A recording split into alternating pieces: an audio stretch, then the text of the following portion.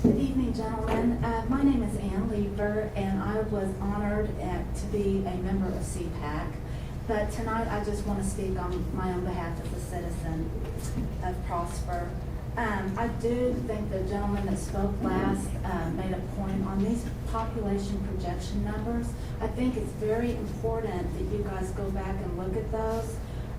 Because there's such a variation in the numbers. And just looking at the last 2 years of the comprehensive annual financial reports for Prosper, 2010 shows in 2020 a population of 22,520, and the 2011 CAFR shows at 2020 26,247, which is way below what we're talking about tonight.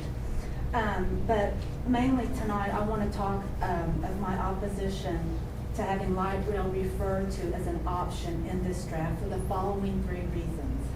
Number 1, the initial vote by CPAC committee for light rail was overwhelmingly against. Not one person wanted this in the initial vote. Until a very nice gentleman with Friesen Nichols, he stepped in to speak to our group on the economic benefit of light rail. And in under 15 minutes, he talked the committee into including it as an option, with the only justification being a potential economic benefit, paired with fear that we would miss out should the rail stop come through and not be physically within the town limits of Prosper. Number 2, for me not wanting this, no research or documentation as to the benefits or negatives were ever given by Friesen Nichols. Factors such as crime, cost of such a railway, need for government subsidy to maintain a rail station, unsavory businesses brought about by rail, and proof of the economic benefit via examples of other towns and cities were never provided.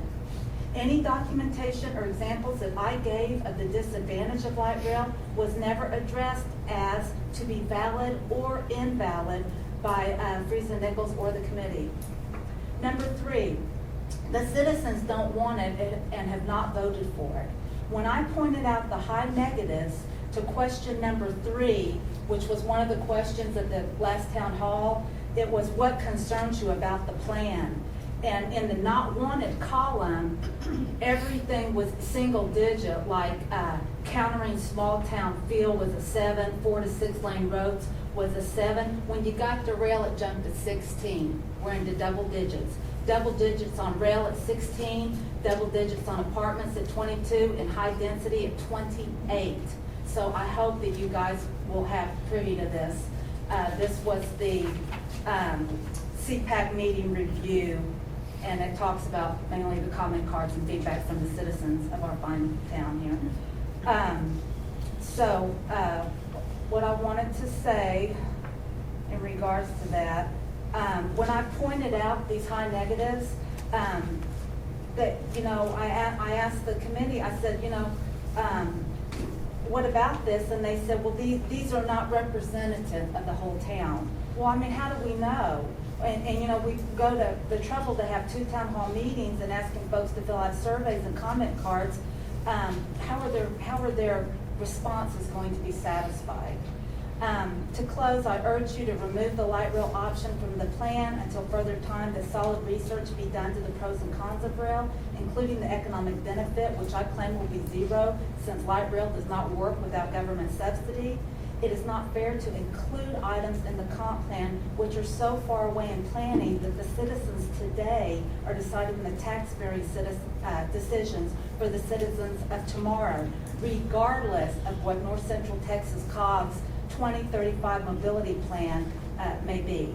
At the end of the day, bureaucrats, central planners will only get us the town that they want, not the town that we want. Thank you so much. I appreciate your time. Thank you.